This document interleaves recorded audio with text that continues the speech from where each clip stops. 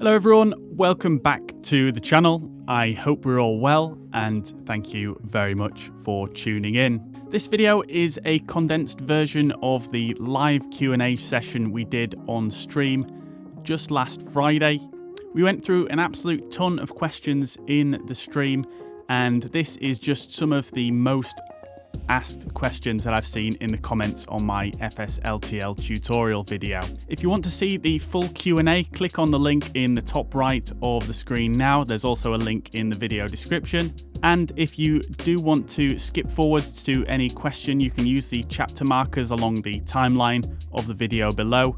If you have any further questions or comments that aren't answered in this video or are not covered in the live stream, please do leave them in the comments below or head over to the FSLTL Discord, which is also linked in the video description below. All right, without further ado, let's get right into it. First question I've got here that I got asked a fair amount is FSLTL, is it compatible with AIG, or do I need to remove AIG, and how does that all work? So FSLTL is actually compatible, so to speak, with AIG. You can have the AIG model library in your community folder at the same time as FSLTL. They can coexist.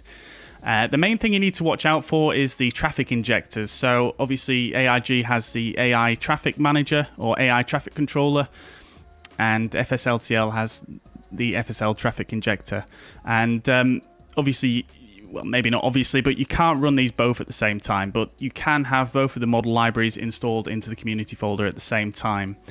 Now, it is actually quite useful to have AIG installed at the same time as FSLTL, because FSLTL in their traffic injector, they have built in a few fallbacks which can actually use some of the AIG models where FSLTL can't match with a certain aircraft that it's trying to inject into the sim. So it is actually quite beneficial to have them both installed at the same time. But obviously then, you know, it's whether you want to have all that extra disk space used up for just a few edge cases. So it's obviously entirely up to you whether you want to do that, but they can both coexist. So the injection not started. So I'm guessing people are starting the injector and then it's just hanging and not doing anything. Now, again, I think this is something that's under investigation, but we have discovered that if you have installed AIG or another AI traffic package to your to a different folder on your system and then used add-ons linker to link it back to your community folder, and then you've not deleted everything or cleaned it up in the proper way, then it can cause some issues. So it might be worth just double checking if you have that issue. Check if you've got any symbolic links or junction links or anything linking to other AI traffic packages, and just make sure that you have cleaned them up properly. I don't know if Sophie or anyone in the chat can sort of expand on my answer for that. But what you could also do as well is, obviously, if you look at the injector as well, it should give you some feedback here with regards to what it's trying to find. So if you look on the injector here and you have a look at it, if it's trying to reach a folder and it can't find that folder for whatever reason, or something similar to that, then it might be worth just double checking why the injector is doing that. Check your community folder and then check your add-ons folder as well, and check add-ons linker and make sure there's nothing faulty there in terms of junction links. Anyways, so moving on with the question. With regards to the installation, so can you change the installation link location or use add-ons linker? So yes, you can. Got the fly-by-wire launcher here. All you need to do is just click the settings cog down here and click download, and then you can change the install directory just here. That's it right there. So you can change the install directory and basically install that to, say, a different location on your hard drive. And then you could use MSFS add-ons linker to relink the FSLTL package to your community folder. That's absolutely fine. The fly-by-wire installer doesn't create a junction link for you automatically, so something to bear in mind on that one. And yeah, so you can use that, and like I say, it is a bit contradictory to what I just said about add-ons linker, but as long as you do it properly and in, you know, the right way, and you're not leaving any erroneous junction links around, then you should have no issues. So another question I got quite a lot actually is why are aircraft not moving? And this is something that I'm guessing a lot of people had when they had initially spawned into the sim and nothing was happening on the ground. So just a little bit of an explanation as to how FSLTL is working with regards to the injection of traffic and Flight Radar 24. So FSLTL at the moment, due to a sim limitation, it can only inject an aircraft into the sim. So let's just as an example here, let's bring up Flight Radar 24. Right, let's bring up the fuzz pad.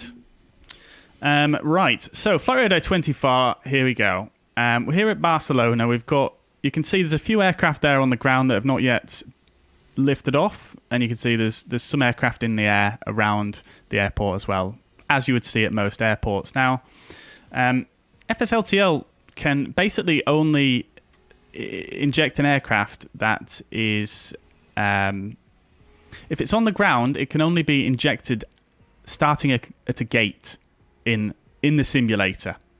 So even if an aircraft is on its taxi out, like if there's an aircraft on the ground and it has departed from the gate but not actually lifted off the ground yet, FSLTL won't actually inject that wherever it is in the airport in terms of the taxiway or the runway or wherever. It has to inject that at a gate in the simulator. That's due to a sim limitation. Aircraft that are in the air, they can get injected in the air. That's fine, no problems at all. Don't really need to worry about that. I don't think anyone's really sort of getting confused about aircraft in the air. But I think what's confusing most people is that when there's aircraft, there should be aircraft taxiing around most times in a big airport. And because all the aircraft have to get injected in initially at a gate, it looks like nothing's happening. And if you actually go to Microsoft Flight Sim into the ATC system and you tune the ground frequency, what you'll actually notice is you'll hear all of these aircraft start calling for clearance, because basically what happens is once the aircraft gets injected into the sim, it's up to the Microsoft Flight Sim then to deal with the aircraft and have it run through its whole sort of flight in the sim. So FSLTL is basically only taking a snapshot from Flight Radar 24. So it's basically saying, okay, yeah, so we've got an aircraft on the ground here. LL3901 is on the ground. We're going to inject that in. Ignore the fact that this is just arriving.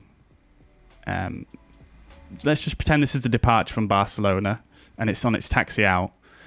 So we've got LL3901. It's on its taxi out.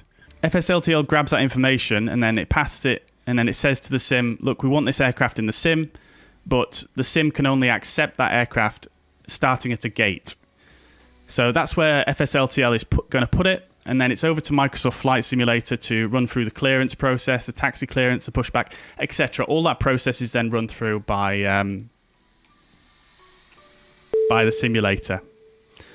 So that's why you don't see movement straight away, because you've got to wait for those aircraft to run through the pre-flight procedure and things like that.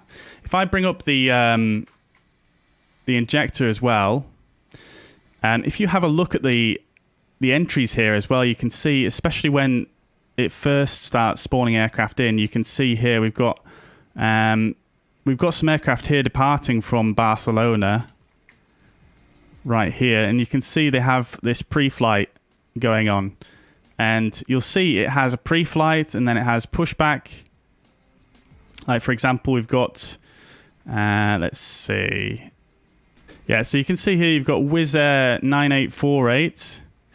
You can see it has its pre-flight, and then just a minute later you can see it also has a pushback, and then so on and so forth. So that's generally why you don't see aircraft moving immediately. I think that's what a lot of people are running into and what a lot of people are getting tripped up with. So hopefully that answers the question.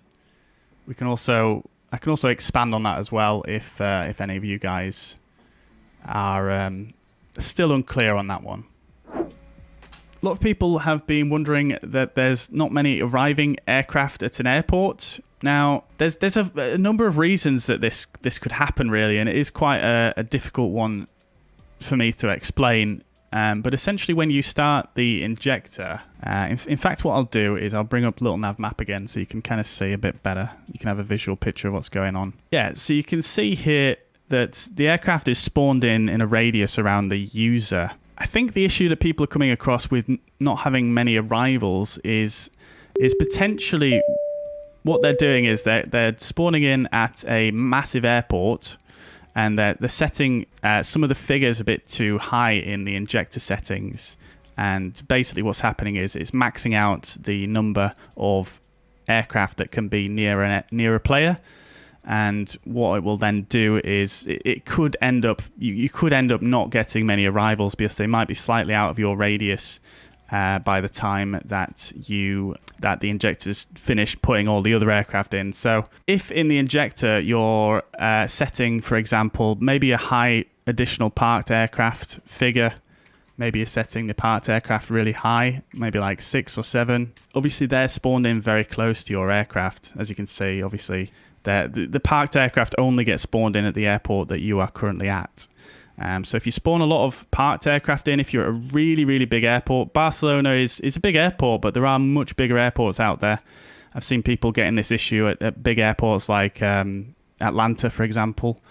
And I think what might be happening there is you're spawning in all of the parked aircraft, and that's really, really filling up the close area to you, and then it doesn't leave the sim as much room to inject the aircraft that should be arriving and departing for that matter as well. But the departing ones are more likely to get spawned in because they come in closer to you, so they're spawned in earlier. Whereas obviously the arriving aircraft, they might be a little bit further away, so they might get missed out if obviously there's tons of aircraft near you. So I think that's possibly the reason that people are running into that. Now, again, Sophie may be able to expand on that in the chat, but I think that's possibly why people are running into not seeing too many arrivals. Earlier on today, I was just sat on the ground at Palma, and there was, in fact, I've got a screenshot here to show you guys. Is it this one? It is, yeah. So you can see here there's 1 arrival, 2 arrival, 3 arrival, 4 arrival, 5 arrival, and then 6 in the bottom left, and then a seventh just landed just before I took this screenshot. The airport's just underneath here, underneath this window. What I did in this case was I actually set up a max IFR aircraft. I actually put 30 in there. Contrary to what my video said, sometimes a lower figure is better. And then parked aircraft I set to, I think, only 2 on that time. So there wasn't many parked aircraft. There was still a decent amount, but not. The airport wasn't full, so to speak. So that's the settings that I had when I did that. I had 0 VFR as well. And yeah, that's a very good point with regards to the arrivals situation that I was just talking about. Felix asks, why are planes taking off on the wrong runway when they use a different one in real life on Flight Radar 24? Felix, so that is basically down to Microsoft Flight Simulator. Microsoft Flight Sim, the system within that, the AI traffic system and the ATC system, they will choose what runway is in use, etc., etc. So it's really up to the simulator to allocate the runway to the aircraft. Like I was saying earlier on about aircraft not moving on the ground, it's obviously down to Microsoft Flight Simulator and their assignments to whatever runways, whatever approaches, etc., etc. So unfortunately, that's nothing that FSLTL can do anything about currently. Right, so back to the question, how do you change the camera to an AI aircraft? Now, this is something I believe the sim should do natively, but for whatever reason, it doesn't. Now, basically what you need to do is bring up the developer mode. So you see this bar I've got at the top here, this very thin black bar. You can bring that up by going General Options and then Developers and then turning developer mode on. Then what you need to do is go to Options and then Sim Objects, and it'll bring up this list here. Now, the FSLTL aircraft will be under this airplane section here, and you can see down here you've got all of these codes on the left-hand side. It might be a bit difficult for you to see. Let me just do that. And let me just zoom in a bit as well.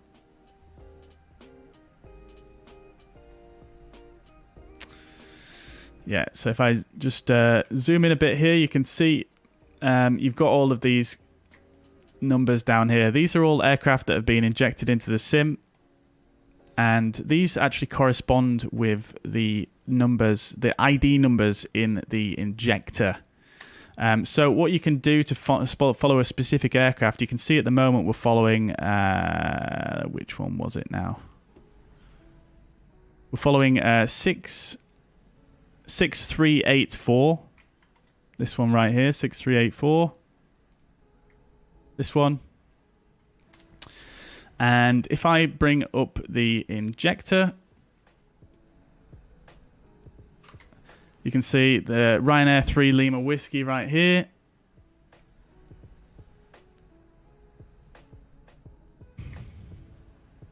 It has the ID 6384 just there. So that's how you find the right type of aircraft that you want to follow.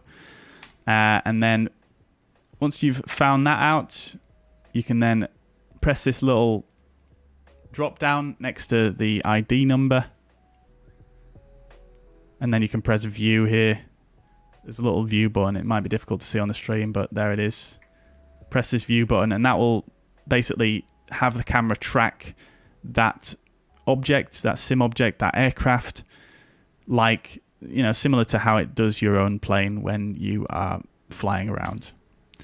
Another way I've found out how you can find, you know, the ID as well of an aircraft without having to go back to the injector. And let me just reset the view for this. So what you can do is, once you've gone into airplane and dropped it down here, you can click names here, and that's going to show a whole load of text on the screen. It is sometimes very difficult to see, but you can see there's an aircraft way over there. And conveniently it zooms out as well. It gets smaller. It stays the same size, so you can't zoom in on it. But this works a bit better for airplanes that are a bit closer to you. You can actually see, if I use this one as an example here, you can actually see the ID number there as well, 6384, just there. And that could sometimes help you find them a little bit easier as well. So it's a bit of a painful process to do that, but it is really quite fun. Honestly, once you've done it a few times, I do enjoy it. Next question is with regards to IVAO compatibility. This is really very easily answered, and basically there isn't compatibility for IVAO at the moment. IVAO uses a proprietary format for its model matching. Which we haven't done any work on yet, and I don't know if it's actually planned, but it's something that potentially is being looked into. But there's no compatibility at this moment in time. Next up is VFR GA aircraft. A lot of people have asked about whether it shows GA aircraft through the injector, and yes, it will show GA aircraft. At the moment, we don't actually have many custom models for GA aircraft, but the FSLTL injector will fall back to using some of the generic GA aircraft for which are included with the sim. So there are actually some fairly good generic GA aircraft in the sim. There's a Cessna 172 and there's a PA-28 in there as well, and some BizJets and some other stuff that are quite representative fallbacks. So that's what FSLTL will use for the most part. And I think there are a couple of GA aircraft included. So I think we actually have a PA-28 model included, which obviously we'll show when there is one of those aircraft. But other than that, there is only the Microsoft Flight Sim generics to fall back on. Next one I've got is with regards to FS-HUD compatibility. Been asked about this one a few times and whether it's compatible. At the moment, it's not. However, it is being worked on and being looked into by the dev team, and they should have an announcement on that in the next coming weeks. Okay, so what is performance like? So I thought what we could do for this question is we could actually just do a little bit of a little quick test. Very, very quick and dirty test here. We'll do it at Barcelona. Right. Okie dokes. So, just so we can see what's happening. So we've got 30, 0, and 3. And we're currently getting about, let's just see, let's let the FPS stabilize again because I've just changed from windowed mode. Yeah, we're hovering around 40 frames per second. So if I go ahead and close the injector, FPS dips while it just does its thing here. Yeah, so it cost around about 8 frames on average per second having those settings with the injector. And just for science, let's just start we're going to start the injection again anyway, and then you can see once the aircraft spawn in what it does. So all in all, I think the performance is pretty good, really. I mean, 40 FPS is pretty decent, I think. And obviously, if I bump up the settings as well in the injector, it's going to take a few more frames away. But again, it's still going to have to take quite a bit to get to an unreasonable frame rate, I think, in my opinion. And when you're seeing incorrectly parked aircraft, it's not really something FSLTL can do a great deal about. FSLTL will get the park traffic sort of in the right airport, but then it's down to the scenery developer to actually set the codes for the gates properly. It looks like Latin VFR have actually done a pretty good job here, to be honest with you. Okay, so that just about wraps it up for this one. Once again, if you have any more questions or your question isn't actually answered in this video, click in the top right to view the live stream where we answered a ton more questions. And once again, if you do have anything further, please do feel free to drop it down in the comments or in the Discord. I hope this has helped you. If it did, please do hit the thumbs up button and subscribe to the channel for more updates on FSLTL and Microsoft Flight Simulator. Thank you very much for watching. I'll see you in the next video. Bye-bye for now.